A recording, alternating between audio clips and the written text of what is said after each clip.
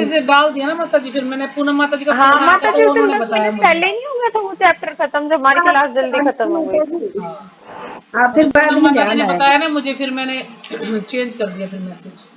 अच्छा, फिर मैंने देखा भी नहीं है, फिर मैं हाँ, माता तो जी तभी पिछला चैप्टर बताती है। आपको सबको समझ में आ गया होगा, धनुकासुर का वध, या इसमें कुछ समझाने वाली चीज थी? मैंने तो देखा ही नहीं है इसको भी। नहीं माता जी ठीक था वो, मतलब ये कि उसमें वो ही थी, स्टोरी थी, इतनी ज्यादा वो नहीं थी। अच्छा जैसे अच्छा ब्रह्मा वाला तो थोड़ा कठिन सा था, ये नहीं अच्छा था अच्छा, इतना कठिन। ठीक है, तो हाँ, आज ये अगला फिर चैप्टर शुरू कर सकते हैं माता जी आप। ठीक है माता जी। हाँ जी, शुरू कीजिए। एक बार सभी कमलेश माता जी का स्वागत करेंगे हरे कृष्णा महामंत्र बोलकर। हरे कृष्णा कृष्णा हरे हरे कृष्णा कृष्णा कृष्णा कृष्णा कृष्णा कृष्णा हरे हरे हरे, हरे, हरे राम हरे हरे राम राम, राम राम राम। राम हरे हरे कृष्णा हरे। कृष्णा कृष्णा हरे हरे, हरे हरे कृष्णा राम माता राम जी, राम हरे। प्रणाम। हरे कृष्णा माता दी दंडवत। क्रांतिमिरान्धस्ते ज्ञानञ्जनाशलाकया चक्षुरुन्मीलितं तस्मै श्रीगुरुवे नमः। श्रीचैतन्यमनोभीष्टं स्थापितं येन भूतले स्वं रूपकदामहं ददाति स्वपं दान्तिकम्।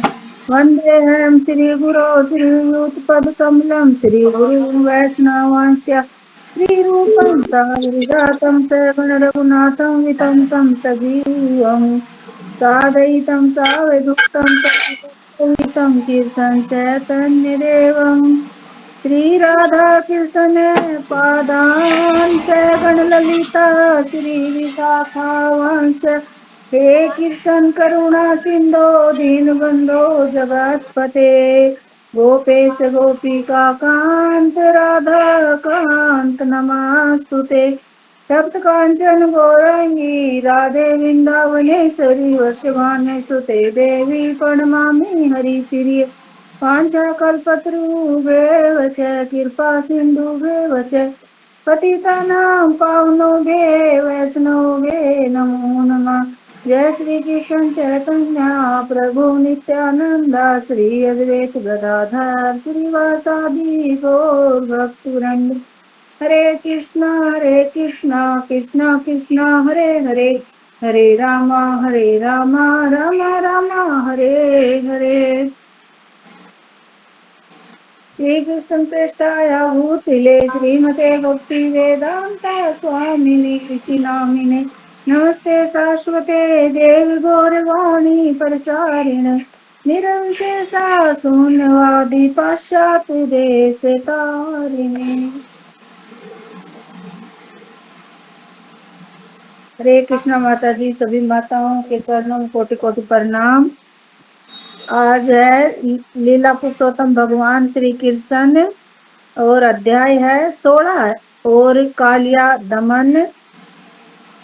आज इसके वो पढ़ते हैं। ये माता जी को कुछ समझाने का होगा तो समझा देंगे माता जी। हरे कृष्णा, सभी भक्तों के चरणों में कोटि कोटि प्रणाम।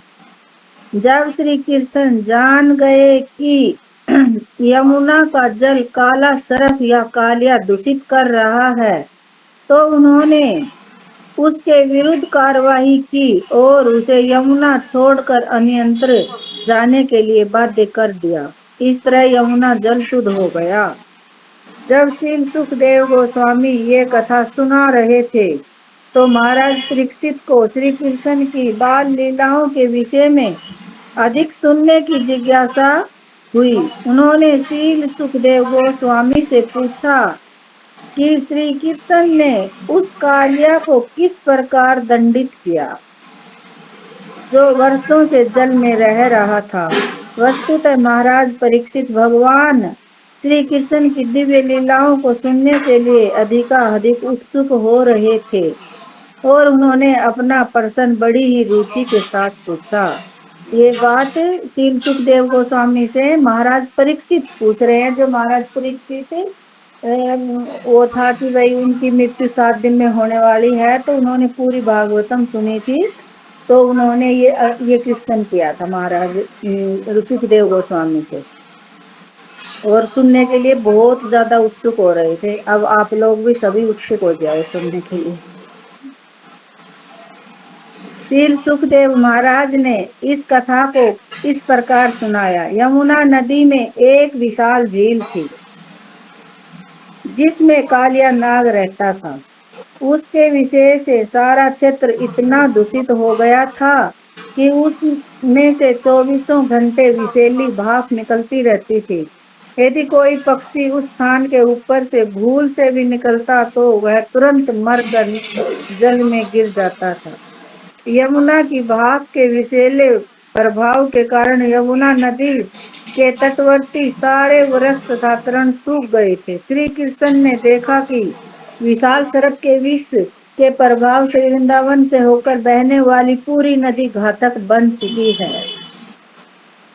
यहाँ यही कह रहे हैं सुखदेव महाराज जी सुना रहे हैं कथा कि यमुना नदी के किनारे पर एक विशाल झील थी और वहां एक कालिया नाग रह रहा था वहां उसके अंदर, और उसने सारा जो झील का पानी था उसको जहरीला कर दिया था, और जहरीला होने के कारण जो इतना दूषित हो गया था कि जब उसके ऊपर से अगर कोई पेड़ जानवर पक्षी जाता था वो भी मर के नीचे गिर जाता था उसकी भाप से, इतना घातक हो गया था। वो जो कोई पी लेता था पशु तो भी मर जाते थे। वे श्री कृष्ण जिन्होंने संसार के समस्त दुष्टों का वध करने के लिए अवतार लिया था, तुरंत यमुना तट स्थित एक विशाल कदम्ब वृक्ष पर चढ़ गए। कदम्ब एक गोल पीले फूल वाला वृक्ष है जो सामान्यतः वृंदावन क्षेत्र में ही दिखता है। इस वृक्ष की चोटी पर चढ़कर उन्होंने अपना हेटा कसा और किसी पहलवान की भांति अपनी भुजाएं ठोक कर वे उस विषैली झील के बीचों बीच कूद पड़े। श्री कृष्ण जिस कदम वृक्ष से कूदे एकमात्र वही वृक्ष था जो सूखने से बचा हुआ था। कुछ भाष्यकारों का कहना है कि श्री कृष्ण के चरण कमलों का स्पर्श पाकर वह वृक्ष तुरंत जीवित हो उठा। अन्य पुराणों में कहा गया है कि विष्णु के शाश्वत वाहन गरुड़ को पता था कि भविष्य में श्री कृष्ण ऐसा करेंगे, अतः ऐसा वृक्ष को जीवित रखने के लिए उस पर अमृत डाल दिया था। ज्यों ही भगवान श्री कृष्ण जल में कूदे त्यों ही ऐसा लगा कि नदी के किनारे 100 गज की दूरी पर आप्लावित हो उठे जल में मानो कोई बहुत बड़ी वस्तु गिरी हो। और श्री कृष्ण द्वारा शक्ति का यह प्रदर्शन अलौकिक नहीं, क्योंकि वे समस्त शक्तियों के आगार हैं। यहाँ श्री कृष्ण भगवान के बारे में बता रहे हैं कि इन्होंने जब भगवान ने यहाँ अवतार लिया तब यमुना नदी के तट पर एक जो और इतने पेड़ थे वो सब जल के भस्म हो गए थे, आसपास थे वो भी सभी खत्म हो गए थे, लेकिन एक पेड़ था जो कदम का वो ही बचा था। तो कोई तो बोलता है कि वही भाष्यकार जो हैं वो कि भाई वो सारे जल गए थे, जिसके ऊपर चढ़े थे भगवान चढ़े थे ना कदम के पेड़ पे वो भी जल चुका था, लेकिन भगवान के कदम टिकते ही वो हरा भरा हो गया। लेकिन कोई कहता है कि वो पहले से हरा था। तो ऐसे उनकी सबकी अलग अलग मत हैं। और जो ही भगवान जब श्री कृष्ण जल में कूदे तो नदी में जो 100 गज की दूरी थी वहां इतनी तेज आवाज हुई ना कि बहुत ही अलौकिक आवाज जो कि कभी सुनी नहीं थी। और क्योंकि वे समस्त शक्तियों के आगार हैं, भगवान श्री कृष्ण है, उनके पास सभी शक्तियां हैं, तो आवाज तो होगी। श्री कृष्ण ने तैरते हुए एक विशाल बलशाली हाथी के समान गर्जना की जिसे कालिया नाग ने सुना। यह गर्जना उसके लिए असहाय थी और उसे समझते देर न लगी कि यह उसके आवास पर आक्रमण करने का प्रयास है। अतः वह तुरंत श्री कृष्ण के सामने आ गया और उसने देखा कि श्री कृष्ण सचमुच दर्शनीय हैं, क्योंकि उनका शरीर अत्यंत सुंदर था, कोमल था। उनका रंग नीले बादल के समान था और उनके पांव कमल पुष्प जैसे थे। तो यहाँ यही बता रहे हैं कि जब वो भगवान उस पानी में नदी में तैरते हुए एक विशाल बलशाली हाथी के समान गर्जना करी, तब कालिया नाग समझ गया कि कोई यहाँ तो मेरे ऊपर आक्रमण करने के लिए कोई साधारण नहीं आया, कोई बहुत ही बड़ी चीज आई है। तो वो एकदम से अचंभे में रह गया और वो उसको देखने के लिए आतुर हो गया। और जो कि उसका शरीर, भगवान का शरीर था नीले रंग का बादल के समान और उनके पांव थे कमल पुष्प जैसे, और श्री वत्स रत्नों तथा पीताम्बर से सुशोभित थे। भगवान थे वो तो रत्नों से और पीताम्बर से बहुत ही सुंदर लग रहे थे और उनके सुंदर मुख पर मुस्कान भी थी। वे अत्यंत शक्ति से यमुना नदी में कीड़ा कर रहे थे, किंतु श्री कृष्ण की इतनी सुंदरता के बावजूद कालिया अपने मन में अत्यंत क्रोध हुआ। जब भगवान की इतनी सुंदरता देखी तो वो क्रोधित हुआ, अतः उसने उन्हें अपनी कुंडली में दबोच लिया और भगवान को अपनी जो कुंडली मारे बैठे था उसमें दबोच लिया। श्री कृष्ण को इस अविश्वसनीय प्रकार से सर्प की कुंडली में बंधा देखकर सनेही ग्वाले तथा वृंदावन के अन्य वासी अत्यंत भयभीत हो उठे। जब सभी ने देखा कि भगवान को वही कृष्ण को वहां सर्प ने अपनी कुंडली में दबा लिया तो वो सभी डर गए और उन्होंने अपना सर्वस्व अपने प्राण संपत्ति प्रेम कार्यकलाप श्री कृष्ण को अर्पण कर रखे थे। और जो कि यहाँ यही बता रहे, उन्होंने अपने प्राण संपत्ति प्रेम कि उन्होंने सब भगवान के ऊपर नौछावर कर रखा था ब्रजवासियों ने। और श्री कृष्ण उस स्थिति में देखकर वे अत्यंत भयभीत होकर भूमि पर गिर पड़े और वो डर कर कि भाई हमारा तो प्राण ही निकल गए और सभी बेहोश होकर धरती में गिर पड़े। प्यारे श्री कृष्ण की सहायता पहुंचाने में असमर्थ थे और मात्र यमुना तट के पर खड़े रहे। और भगवान की सहायता पहुंचाने में तो सब असमर्थ थे और वे यमुना तट पर खड़े रहे। जब यह घटना यमुना तट पर घट रही थी तो कुछ अपशकुन भी प्रकट होने लगे थे। पृथ्वी हिलने लगी, आकाश में उल्कपिंड गिरने लगे थे और मनुष्यों के शरीर के बाएं अंग कांपने लगे थे। यह सब आसन महान संकट के संकेत थे। ये चीजें देखो हमारे साथ भी होती है, जब हमारे कुछ अपशकुन होना होता है तो ये सारी चीजें हमारे साथ भी होती है कि भाई मन नहीं लगेगा, जी घबराएगा और हमारे अंग भी देखे, आंखें हाथ ये सब फड़कने लगते हैं। जब हमारे मन में कोई डर होता है तो डर से फड़कने लगते हैं। ये सब महान संकट के संकेत थे। इन अशुभ संकेतों को देखकर महाराज नंद समेत सारे ग्वाल भयवश अत्यंत चिंतित हो उठे। उसी समय उन्हें सूचित किया गया कि श्री कृष्ण अपने बड़े भाई बलराम के बिना ही चारागाह गए हैं। और तभी नंद महाराज को भी खबर मिली कि वो अपने भाई थे जो बलराम, उनको लेके नहीं गए, आज चारागाह में अकेले ही गए हैं। और ज्यों ही नंद यशोदा तथा ग्वालों ने यह खबर सुनी तो और अधिक चिंतित हो उठे। श्री कृष्ण के प्रति अत्यधिक स्नेह के कारण तथा श्री कृष्ण की शक्ति से अपरिचित होने के कारण वे सब शोक तथा चिंता से अभिभूत हो उठे, क्योंकि उन्हें श्री कृष्ण से अधिक प्रिय और कुछ न था। यहाँ यही बता रहे हैं कि ये सारी चीजें सुनी तो वो सभी चिंतित हो उठे, क्योंकि भगवान से वो इतना प्रेम करते थे। और यह क्योंकि उन्हें श्री कृष्ण से अधिक प्रिय और कोई नहीं था। ये हम अपने भौतिक संसार में भी देखते, मान ले हमारे कोई भी प्रिय है तो उसको कुछ हो जाता है तो सभी को चिंता हो जाती है।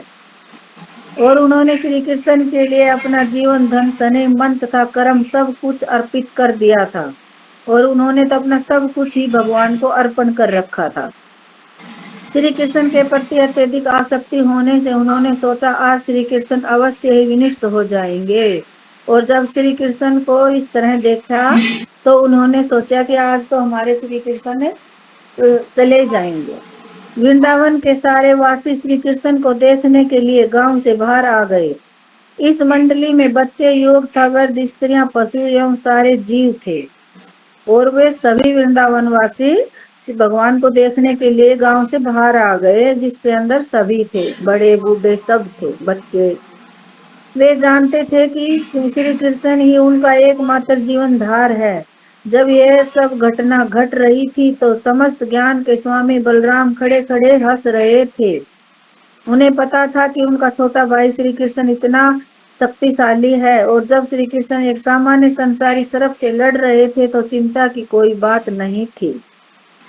यहाँ और तो सब चिंता कर रहे थे और बलराम जी को सब पता था कि मेरा भाई कितना शक्तिशाली है, तो वो हंस रहे थे कि एक ये नॉर्मल सा सर्प है, ये मेरे भाई के लिए कुछ नहीं है। लेकिन और सब चिंता में थे, लेकिन बलराम चिंता में नहीं थे, इसलिए उन्होंने स्वयं इस चिंता में कोई भाग नहीं लिया। दूसरी ओर वृंदावन के सारे वासी जो विचलित होने के कारण श्री कृष्ण के पद चिन्हों का अनुसरण करते हुए उन्हें ढूंढने लगे थे। और जब सारे वृंदावन वासी भगवान के जो पद चिन्ह थे उनके निशान, जैसे कि हम भी कह देते हैं कि भाई पहले अब तो रोड बन गए और घरों में भी पक्की ईंटें रोज जमा देते, नहीं पहले कहते थे कि खोज ढूंढो किधर गया है। ऐसे जैसे कोई पशु भी चला जाता था या कोई आदमी आ जाता था चोर वगैरह, तो बोलते कि खोज देखो कि किधर गए हैं पैरों के निशान। तो ऐसे वो भी पैर भगवान के ढूंढ रहे हैं कि किधर से गए हैं, ढूंढते ढूंढते। दूसरी ओर वृंदावन के सारे वासी जो विचलित होने के कारण श्री कृष्ण के पद चिन्हों का अनुसरण करते हुए उन्हें ढूंढने लगे थे। और इस तरह ढूंढते ढूंढते वे तेजी से यमुना तट की ओर आगे बढ़े। अंतगत्वा ध्वजा बाण तथा शंख से अंकित पद चिन्हों का अनुसरण करते करते वृंदावन वासी नदी तट पर पहुंचे और देखा कि सारी गायें तथा बालक श्री कृष्ण को कालिया नाग की कुंडली में बंधा देखकर विलाप कर रहे थे। तो वो अंतगतवा पहुंच ही गए भगवान के पास। भगवान की जो ध्वजा होती है, बाण शंख से अंकित जो निशान थे, वो सारे उनके पीछे पीछे चले गए और सारे वृंदावन वासी नदी के तट पर पहुंच गए। और वहां जाके देखते हैं तो क्या देखते हैं, सारी गायें और बालक श्री कृष्ण को कालिया नाग की कुंडली में बंधा देखकर रो रहे थे, विलाप कर रहे थे। तब वे सब और भी अधिक शोक मगन हो गए। यद्यपि उनके विलाप पर बलराम हंस रहे थे, किंतु सारे ब्रजवासी तो दुख के सागर में निमग्न थे, क्योंकि वे सोच रहे थे कि श्री कृष्ण का अंत हो चुका है। यद्यपि वृंदावन वासी श्री कृष्ण के विषय में अधिक नहीं जानते थे, किंतु श्री कृष्ण के प्रति उनका प्रेम अतुलनीय था। ज्यों ही उन्होंने देखा कि श्री कृष्ण कालिया नाग की कुंडली में बंधे हैं और सारी गायें तथा बालक विलाप कर रहे हैं, तो उन्होंने श्री कृष्ण की मैत्री का, उनका हंसमुख चेहरा, उनके मीठे शब्द तथा अपने साथ उनके व्यवहार की बातें याद आने लगी। कि यहाँ यही कह रहे हैं कि भगवान है, मान ली वृंदावन वासी सारे बहुत ही शोका मगन हो रहे हैं जब उनको देखा कि कालिया नाग उनको कुंडली में बंधे हुए हैं, तब और ज्यादा विलाप करने लगे। और उनके जो भगवान का हंसमुख चेहरा, मीठी बातें और उनको सारी चीजें उनको याद आने लगी कि ऐसे ऐसे बोलता था। उनको तो ये लगा कि बस अब ये तो चले गए, कृष्ण अब हमारे बीच नहीं रहेगा, क्योंकि सांप के उसमें था, चंगुल में फंसा हुआ था। जब ये सोचते हुए तथा ये देखकर श्री कृष्ण अब कालियानाथ के चंगुल में फंसे हैं, तो उन्हें तीन लोक शून्य प्रतीत होने लगे कि उनको तीनों लोक में कुछ नहीं दिख रहा था, कि हमारा तो सब कुछ लुट गया। भगवान श्री चैतन्य ने भी कहा कि श्री कृष्ण के बिना उन्हें तीनों लोक शून्य प्रतीत हो रहे थे। कि यहाँ बता रहे हैं कि जो भगवान श्री चैतन्य थे वो भी ऐसे ही, जब उनको शोकाकुल होता था तो वो ऐसे ही बोलते थे कि मेरे को तो तीनों लोग खाली दिख रहे हैं, हाय कृष्ण हाय कृष्ण, जब वो पुकारते थे तब, और कहते थे मेरे को तो सब कुछ खाली दिख रहा है, तीनों लोग। कृष्ण भावना अमृत की यह चरम अवस्था है। वृंदावन के लगभग समस्त वासी श्री कृष्ण के लिए सर्वाधिक प्यार रखते थे। यहाँ यही बता रहे हैं, वृंदावन के लगभग सभी वासी थे वो भगवान से बहुत ज्यादा प्यार करते थे। जब माता यशोदा वहां आई तो वह यमुना नदी के में घुसने लगी, किंतु जब लोगों ने उन्हें रोक दिया तो वे मूर्छित हो गई। अन्य स्तब्ध मित्रों ने नेत्रों से अश्रुओं की झड़ी लगी थी जो नदी के तरंगों जैसी उमड़ रही थी, किंतु वे सब माता यशोदा को सचेत करने के लिए श्री कृष्ण की दिव्य लीलाओं को जोर जोर से वर्णन करने लगे। कि यहाँ ये माता यशोदा आई और आके वो सीधा नदी के अंदर ही यमुना में घुसने लगी कि भाई मैं तो मेरे बेटे के पास जाऊंगी। और वो फिर वैसे देखकर और फिर सभी ने उनको पकड़ लिया और फिर वो मूर्छित हो गई, बेहोश हो गई। और तब माता यशोदा सभी लोग लग के मिलकर सचेत करने लगे कि उनको मान लो चेत में लेने के लिए करने लगे। बेहोश हो गई थी, जैसे पानी का छिड़कना, पानी पिलाना, ऐसे करने लगे। फिर भी वे निश्चल बनी रही मानो मर्त हो। क्योंकि उनकी चेतना श्री कृष्ण के मुख पर केंद्रित थी। उनकी पूरी चेतना भगवान के मुख के ऊपर थी। नंदलाल ने सारे लोग जिन्होंने श्री कृष्ण पर अपने प्राण न्यौछावर कर रखे थे, यमुना जल में घुसने को सुत्रब्ध थे, किंतु बलराम ने उन सब को मना कर दिया था, क्योंकि उन्हें ज्ञात था कि श्री कृष्ण को किसी प्रकार का संकट नहीं है। जो भी ग्वाल बाल, नंद बाबा, माता यशोदा, सबके सब उसमें यमुना में कूदने के लिए तैयार थे, लेकिन बलराम को सब पता था कि इनमें बहुत शक्तिशाली हैं और इनको कुछ नहीं होगा और इनको कोई संकट नहीं है। हरे कृष्णा माता जी, आप समझाओगे या आगे पढ़ूं या क्या करूं? पढ़ लो माता जी, ये तो समझ आ ही रहा है सबको, इसमें कुछ समझाने की बात नहीं है। ये एक तो बार सबने बता दो तो पता है महाभारत कि देखी हुई है सबने ना, महाभारत देखी हुई है सबने, तो ये तो हाँ सही ये स्टोरी है, इसमें कुछ ऐसा लगा नहीं, मैं देख रही हूँ साथ साथ पढ़ रही हूँ इसको, बता रही हूँ। स्टोरी है ये तो मतलब। हाँ स्टोरी है इसमें, कोई ऐसा कुछ। सभी माताएं बताओ, पढ़े या क्या करे? अब पढ़िए माता जी, माता जी, आनंद आ रहा है। ठीक है माता जी। 2 घंटे तक श्री कृष्ण सामान्य शिशु की भांति कालिया की कुंडली में बंधे रहे, किंतु जब उन्होंने देखा कि गोकुल के सारे वासी, उनके माता पिता, गोपियां, ग्वाले तथा गायें सभी मृत प्राय हैं और आस, आसन मृत्यु से उनको कोई छुटकारा नहीं है, तो श्री कृष्ण ने तुरंत अपने को मुक्त कर लिया। वे अपने शरीर का विस्तार करने लगे, अतः जब सर्प ने उन्हें पकड़ रखना चाहा तो उसे काफी जोर से खींचातान लगाना पड़ा। इस जोर के कारण उनकी कुंडली शिथिल पड़ गई और अब उनके पास भगवान श्री कृष्ण को छोड़ देने के अतिरिक्त और कोई चारा नहीं रह गया। तब कालिया अत्यंत क्रुद्ध हुआ और उसने अपने विशाल फन फैला दिए। उसने अपने नथुनों से विषैली फुत्कार की और उसकी आंखें अग्नि के समान दहक उठी और उसके मुख से ज्वाला निकलने लगी और वह विशाल नाग कुछ काल तक शांत भाव से श्री कृष्ण को देखता रहा। यहाँ क्या क्या कह रहे हैं प्रभुपाद जी, हमें क्या समझा रहे हैं कि 2 घंटे तक तो वह सामान्य शिशु की तरह पड़ा रहा, कुंडली में बंधा हुआ। तब फिर उसने देखा कि भाई ब्रजवासियों की माँ की, मान ली यशोदा माता, नंद बाबा और सभी ब्रजवासी बच्चे, बड़े बूढ़ों की हालत खराब हो रखी है, कि भाई वो बहुत ज्यादा चिंतित और विलाप कर रहे हैं। तब उन्होंने अपनी शक्ति का विस्तार किया और अपने विस्तार से जो उसका वो थी, वो विशाल फन ना, उनका वो था, विशाल कुंडली थी, उसके साथ खींचातान करने लगे भगवान, और फिर वो मान लो शक्तिहीन हो गए, कमजोर पड़ गए। वह विशाल नाग कुछ काल तक शांत भाव से श्री कृष्ण को देखता रहा, फिर अपनी दूधारी जीभ से होठ चाटते हुए दोहारे फनों और विषैले नेत्रों वाले उस नाग ने श्री कृष्ण को देखा। श्री कृष्ण तुरंत उस पर टूट पड़े, जिस प्रकार गरुड़ सर्प पर झपटता है, इस प्रकार हमला किए जाने पर कालिया ने श्री कृष्ण को डसना चाहा, किंतु श्री कृष्ण उसके चारों ओर घूमने लगे। श्री कृष्ण तथा कालिया दोनों के चक्कर काटते रहने से सर्प धीरे धीरे थकने लगा और उसका बल घटने लगा।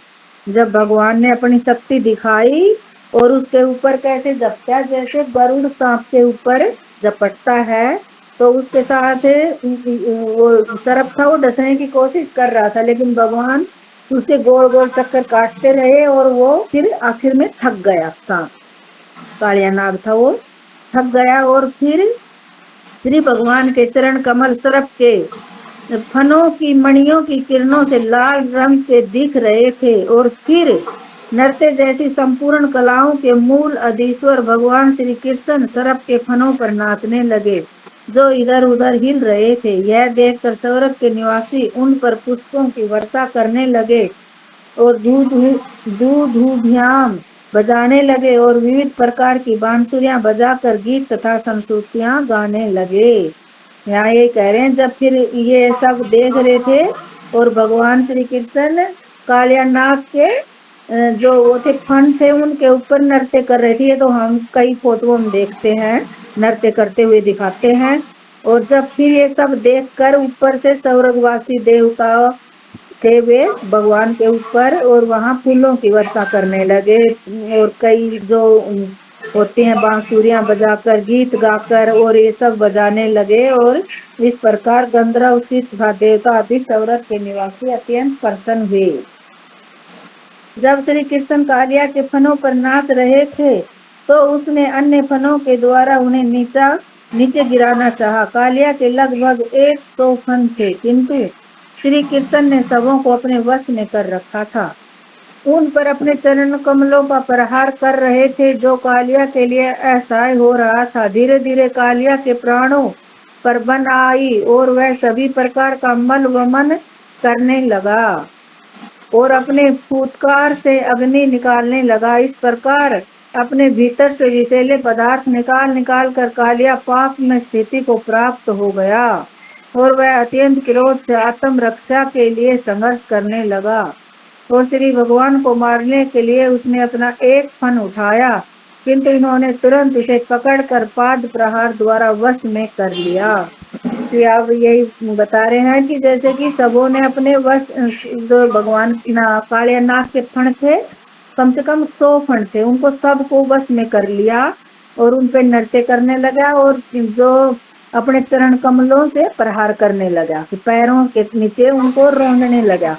और जो कालिया नाग इस समय बिल्कुल असहाय हो गए और वो धीरे धीरे अपने प्राणों की रक्षा करने लगे और मल मूत्र त्यागने लगे और वो उनकी फुत्कार से अग्नि निकल रही थी और अपने विषैले पदार्थ निकाल कर कालिया अपनी पाप में स्थिति को प्राप्त हो गया और वो अत्यंत क्रोधित हो रहा था अपनी आत्म रक्षा करने के लिए।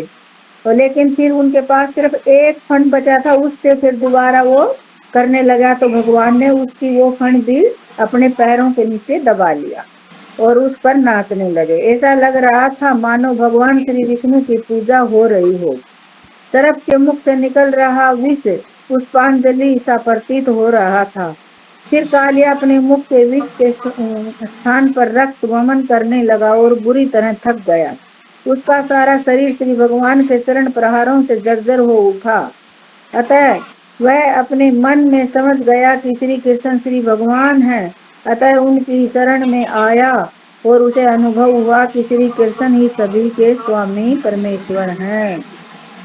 फिर जब कालिया नाग बिल्कुल थक गया तब उसने महसूस किया कि ये श्री कृष्ण है, ये श्री भगवान ही है और कोई नहीं, और सबके स्वामी परमेश्वर हैं। तब सर्प पत्नियों ने देखा कि उनका पति श्री भगवान के पाद प्रहार द्वारा वशीभूत किया जा चुका है और वह मरणासन है। श्री भगवान की भारी बोझ को उठाने के कारण जिनके उदर में सारा ब्रह्मांड समाया है, और कालिया की पत्नियों ने जल्दी जल्दी श्री भगवान की पूजा करने की तैयारी की और फिर उन्होंने, जो सर्प की पत्नियां थी, उन्होंने भगवान के पास जो चरण कमल थे उनको धोया और उनको देखा कि ये मरण आसन पे है जो कालिया नाग है, और उनकी पूजा अर्चना करने लगी भगवान की। और इस जल्दी में उनके वस्त्र के तथा आभूषण अस्त व्यस्त हो गए। और जब जैसे हम घबरा जाते हैं कुछ ऐसा होने वाला, तो हमारे भी कुछ अस्त्र, जैसे गोपियां थी भगवान से प्रेम के वश में जब बंसी बजती थी तो वो उल्टे पलटे कपड़े पहन के चली जाती थी, ऐसे ही वो जो नाग पत्नियां हैं उनका हाल हो रखा था। और सब श्री कृष्ण समस्त शरणागतों के शरण हैं और वे अपनी प्रार्थनाओं द्वारा श्री भगवान को प्रसन्न करके अपने पति को आसन संकट से छुड़ाने के लिए इच्छुक थी। जब वो सारी पत्नियां अपने पति को भगवान के उससे छुड़ाने के लिए इच्छुक थी, नाग पत्नी ने इस प्रकार प्रार्थना की कि हे भगवान, आप समदर्शी हैं, आपके लिए अपने पुत्रों, मित्रों या शत्रुओं में कोई भी अंतर नहीं है, अतः आपने कालिया को जो दंड दिया है वह सर्वथा अनुकूल है। हे स्वामी, आप दुष्टों के संहार के लिए इस जगत में अवतरित हुए हैं, क्योंकि आप परम सत्य हैं, अतः आपकी कृपा दंड में कोई अंतर नहीं है। अतः हम सोचते हैं कि कालिया को दिया गया दिखने में दंड लगने वाला है, यह दंड वस्तुतः कोई वरदान है। हम आपके दंड को आपकी परम कृपा समझते हैं। यहाँ जो नाग पत्नियां थी वो भगवान से प्रार्थना कर रही हैं कि आप समदर्शी हैं और आप सबके मित्र शत्रुओं के सबके किसी के अंदर भेद नहीं करते, सभी को बराबर समझते हैं। और जो कालिया ने आप इन्हें दंड दिया है वो उचित था भाई, अच्छा ही हुआ आपने दंड दिया था। तो उसके पीछे हम बोलते हैं ना कि जो बुरा काम हुआ है उसके पीछे भी कुछ अच्छाई छिपी है। तो ये ऐसे ही बताने की कोशिश कर रही हैं वो नाग पत्नियां भी कि भैया आपने अच्छा ही किया है, इनको दंड देके। जब दंड लगने वाला दंड वस्तुतः वरदान है, तो हम आपके दंड को आपकी परम कृपा समझेंगे कि भाई जो आपने दंड दिया है उसको भी हम परम कृपा समझेंगे। जब आप किसी को दंड देते हैं तो उसका अर्थ यह लगाया जाता है कि उसके पाप कर्मों का फल समूल नष्ट हो गया है। कि अब जैसे कि जो भगत होते हैं उनको बोलते हैं ना कि भाई भक्तों को भी कष्ट आते हैं, तो वो क्यों कष्ट आते हैं कि उनके जो भी कुछ पीछे के कर्म है वे खत्म होने लग रहे हैं। तो ऐसे बोलते हैं, तो वो भी ऐसे ही बोल रहे हैं। ये स्पष्ट है कि कालिया नाग के शरीर में प्रकट ये तुच्छ प्राणी समस्त प्रकार के पापों से पूरित हो चुका होगा, अन्यथा उसे सर्प का शरीर क्यों प्राप्त होता। उसके फनों पर आपके नाचने से उसके सर्प शरीर से उत्पन्न सारे पापों के फल क्षीण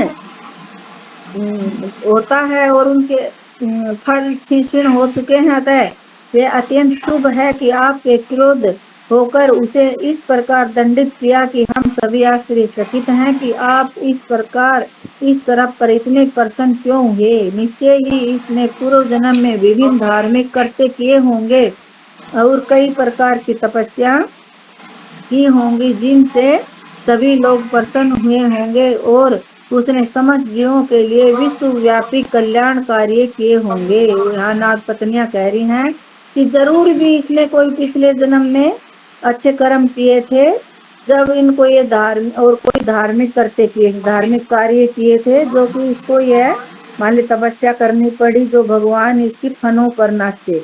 तो ये इसके लिए विश्वव्यापी कल्याण कार्य किए होंगे, इसने पिछले जन्म में जरूर भी कोई बहुत ही अच्छे कर्म किए होंगे।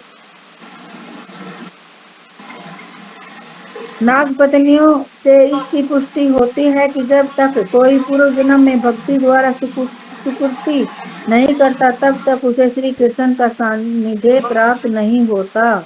भगवान श्री चैतन्य ने अपने शिक्षाष्टक में कहा है कि मनुष्य को अत्यंत विनीत भाव से अपने तृण से भी तुच्छ मानकर तथा अपने सम्मान की परवाह न करके दूसरों को सभी प्रकार के सम्मान देते हुए हरे कृष्ण महामंत्र का उच्चारण करना चाहिए। जो शिक्षाष्टकम का ये है ना कि भाई तरुण से भी नीचे से भी तुच्छ मानकर और सम्मान की परवाह न करके कि मेरे को ऐसा हो, हरे कृष्ण महामंत्र का उच्चारण करना चाहिए। चैतन्य महाप्रभु ने कहा था ये बात, वो शिक्षाष्टकम में है, शायद तीसरा श्लोक है, शायद ये तीसरा है, कौन सा है माता जी, ऐसे से। नाग पत्नियां आश्चर्यचकित थी कि यद्यपि अत्यंत भयानक पाप कर्मों के कारण कालिया को सर्प का शरीर प्राप्त हुआ था, किंतु तो भी वह श्री कृष्ण के चरण कमलों का सानिध्य प्राप्त कर रहा था। निश्चय ही यह किसी साधारण पुष्प कर्म का फल न था कि इन दो विरोधी तथ्यों से विस्मित थी। इस तरह से वे आगे प्रार्थना करती रही, हे भगवान, हमें यह देखकर विस्मय है कि उसे अपने सिर पर आपके चरण कमलों की धूलि धारण करने का शुभ अवसर मिला। इसकी कामना बड़े बड़े साधु लोग करते हैं, यहाँ तक कि लक्ष्मी जी तक को आपके चरण कमलों की धूलि का सौभाग्य प्राप्त करने के लिए कठिन तपस्या करनी पड़ी। अतः यह कैसे संभव हो सका कि कालिया नाग को अपने शीश पर आपकी चरण धूलि धारण करने का अवसर इतनी आसानी से प्राप्त हुआ।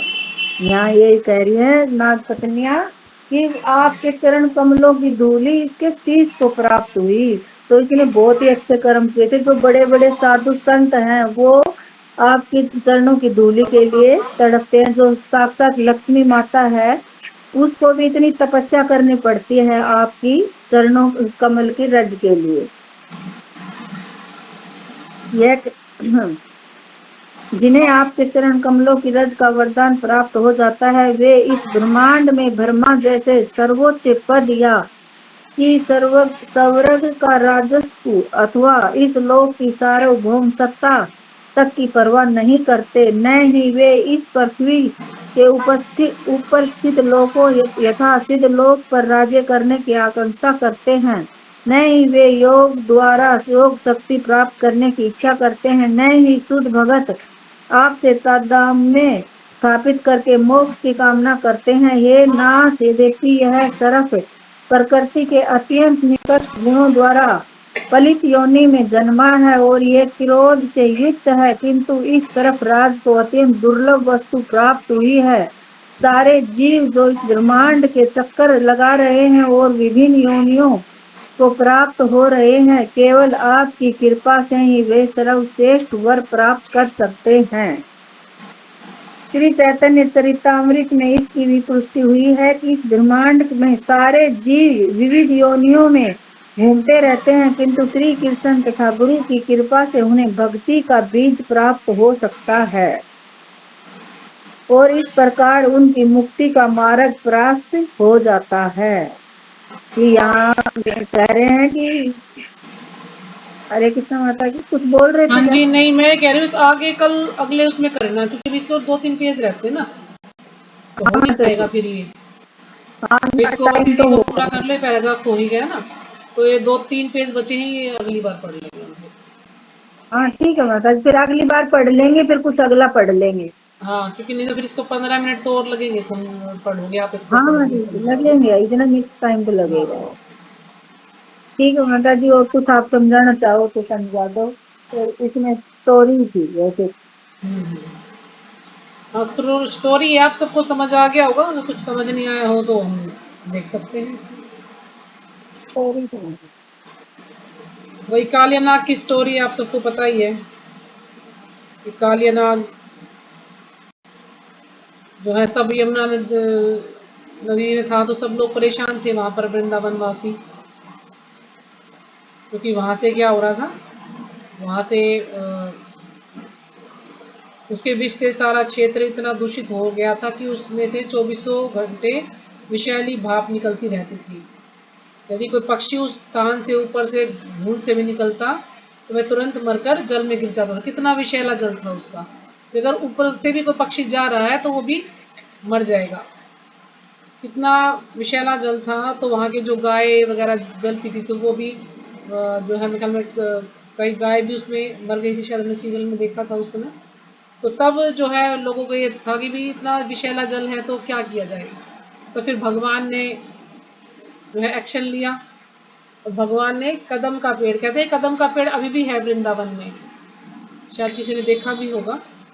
यानी कदम का पेड़ है, तो इस पर अलग अलग सबका अलग अलग मत है। कोई कह रहा है कि भगवान के चढ़ने से ये हरा भरा हो गया, कोई कहता है कि गरुड़ जी ने इस पर अमृत डाला है इसलिए ये हरा भरा हो गया। तो कुछ ना कुछ मतलब इसमें अलग अलग मत है सबके। तो लेकिन कुल मिला के यही है कि अगर भगवान ने उसको छू दिया है, भगवान के चरण उस पर पड़े, तो वो तो हरा भरा हो ही जाएगा, इसमें कोई डाउट नहीं है। क्योंकि भगवान के चरण अगर किसी पर पड़ते हैं तो उसको कृपा मिलती है।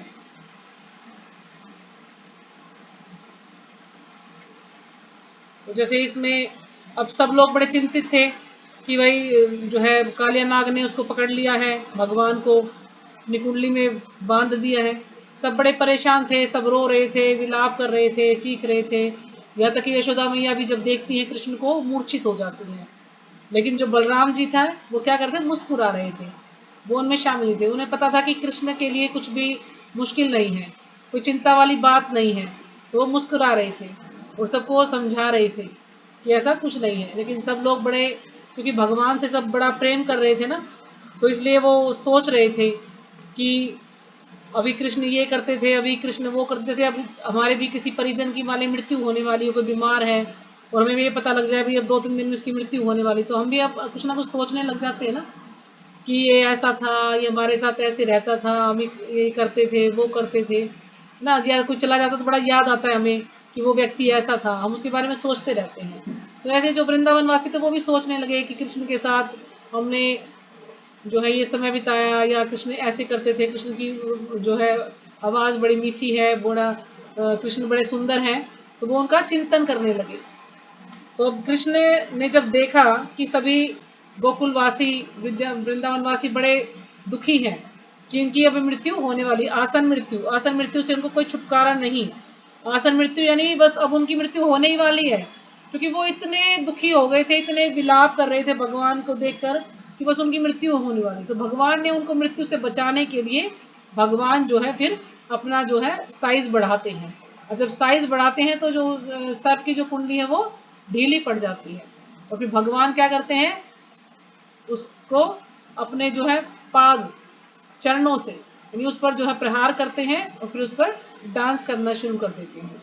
तो डांस करना यानी तो नाग पत्नियां कितना वो करती हैं, भगवान की स्तुति करती हैं कि जरूर इस कालिया ने कोई अच्छे कर्म किए होंगे जो कि आपके चरण कमल इस पर पड़े हैं, क्योंकि आप इस पर नृत्य कर रहे हैं। तो ये जैसे बोलते हैं ना कि भाई अगर किसी की चरण रज हमें मिल जाए, अगर वैष्णव की चरण रज हमें मिल जाए, तो इससे हमारा क्या है, हमारा उद्धार ही होता है इससे। तो क्यों, क्योंकि उससे हमें उनकी कृपा मिलती है। यदि किसी के चरण रज हमें मिल जाए तो उससे कृपा प्राप्त होती है। तो इसलिए वो नाग पत्नियां भगवान का धन्यवाद कर रही हैं कि जरूर इस कालिया ने पूर्व जन्म में कोई ऐसा कर्म किया होगा कि इसके कारण से आपको इसको जो आपकी कृपा मिल रही है। जैसे नाग पत्नी आगे बोलती है ना कि नाग पत्नियों से इसकी पुष्टि होती है कि जब तक कोई पूर्व जन्म में भक्ति द्वारा सुकृति नहीं करता, तब तक उसे कृष्ण का सानिध्य प्राप्त नहीं होता है ना। अगर हम लोग सब लोग भक्ति में जुड़े हुए हैं तो किस कारण से जुड़े हुए हैं, हमने जरूर पिछले जन्म में कुछ ऐसा कार्य किया होगा, कोई पुण्य कार्य किया होगा जो कि हम भक्ति में जुड़ पाए हैं। क्यों, इसमें था ना सुकृति, सुकृति बहुत जरूरी है। अगर सुकृति है हमारे पास तो हम भक्ति में जुड़ सकते हैं। सुकृति है नहीं, अब कुछ लोग ऐसे हैं कि उनको आप कितना ही बोलते रहो भाई तुम भक्ति करो भक्ति करो, साफ मना कर देंगे। क्यों, उनके पास उनके पुण्य कर्म है ही नहीं, ऐसे उनके कर्मों के कारण वो भक्ति नहीं कर पा रहे हैं। जैसे सुकृति के बारे में पहले भी हमने काफी बार चर्चा की है। अब मान लीजिए कोई रथ यात्रा जा रही है, अब कोई भक्त नहीं है लेकिन रथ यात्रा जा रही है, कोई व्यक्ति वहां पर बाई चांस खड़ा है, उसको कोई भक्त लोग प्रसाद दे देते हैं, या वो जगन्नाथ जी का दर्शन कर लेता है, या वो थोड़ा सा रथ ही खींच लेता है, तो उसको सुकृति मिल जाती है। तो ऐसा व्यक्ति निश्चित है कि वो अगले जन्म में थोड़ी उसको जो है भक्ति जरूर करेगा वो, और जैसे जैसे वो भक्त का संग करेगा भक्ति करेगा तो उसकी प्रगति होती जाएगी। लेकिन अगर उसने कुछ सुकृति इकट्ठी की ही नहीं है, कुछ पुण्य कार्य किया ही नहीं है, तो वो फिर भक्ति में जुड़ना उसके लिए बहुत मुश्किल है। फिर वो भक्ति में जब उसके चांसेस होते हैं जुड़ने के, अगर कोई वैष्णव उस पर कृपा कर दे तो कि भाई चलो ये कोई नहीं, भगवान उस पर कृपा कर दे, भगवान से उसके लिए प्रार्थना करे, तो फिर वो भक्ति में जुड़ सकता है। नहीं तो सुकृति बहुत जरूरी है। तो इसलिए वो कहते हैं कि जरूर इसके पास कोई सुकृति होगी या पिछले जन्म को ऐसा कार्य किया होगा जो इस जन्म में आपके चरण कमल उसको चरण कमलों की कृपा उसको मिल रही है। तो नाग पत्नियां जो है बड़ी आश्चर्यचकित थी कि यद्यपि अत्यंत भयानक पाप कर्मों के कारण काले को सर्प का शरीर प्राप्त हुआ, कि बहुत सारे ऐसे कर्म किए होंगे जो उसको सर्प का शरीर प्राप्त हुआ है ना। कहते हैं ना कोई जो बहुत ज्यादा गुस्से में रहता है या बहुत ज्यादा ऐसे कुछ पाप कार्य करता है, तो या तो ज्यादातर यही बोलते जो बहुत ज्यादा गुस्से में रहता है ना, तो वो कहते हैं नरक लोक से आया। तो ऐसे लोगों को कहते हैं कि अगले जन्म में सांप का शरीर प्राप्त होता है, जो बहुत ज्यादा सारे दिन ज्यादा ना गुस्सा ही आता रहता है, उनको सांप की तरह से उपकारते हैं। तो ऐसे लोगों को फिर सर्प का शरीर मिलने के चांसेस रहते हैं अगर वो भक्ति नहीं करता तो। इसलिए वो कह रहे हैं कि उसने जरूर ऐसा कुछ कर्म किया होगा, इतने भयानक कर्म किए होंगे कि इसको कालिया नाग का शरीर प्राप्त हुआ, किंतु तो भी वह श्री कृष्ण के चरण कमलों का सानिध्य प्राप्त कर रहा है। फिर भी उसको भगवान के चरण कमलों का सानिध्य प्राप्त कर रहा है।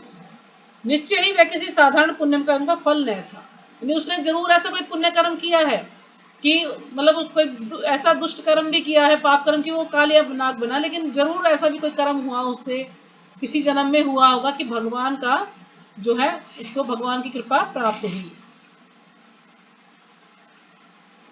तो नाग पत्नियां कहती हैं कि जहां तक लक्ष्मी जी के आपके चरण कमलों की धूलि का सौभाग्य प्राप्त करने के लिए कठिन तपस्या करनी पड़ती है, कि जो लक्ष्मी जी है उसको भी बहुत कठिन तपस्या करनी पड़ती है आपके चरण धूलि के लिए।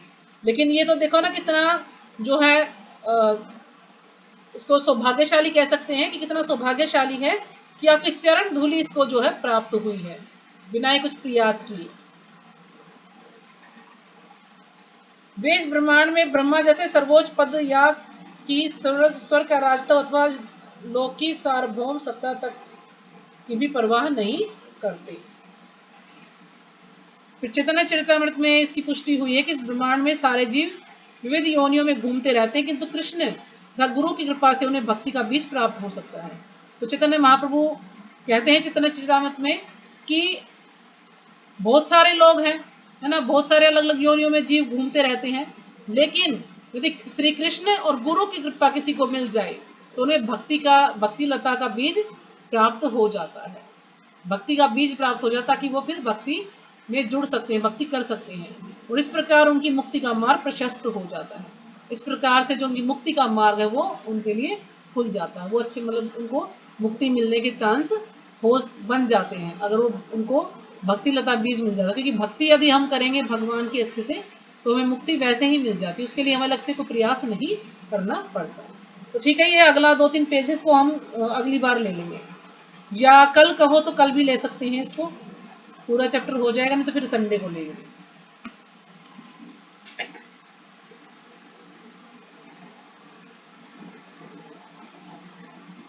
कविता माता जी हैं इसमें।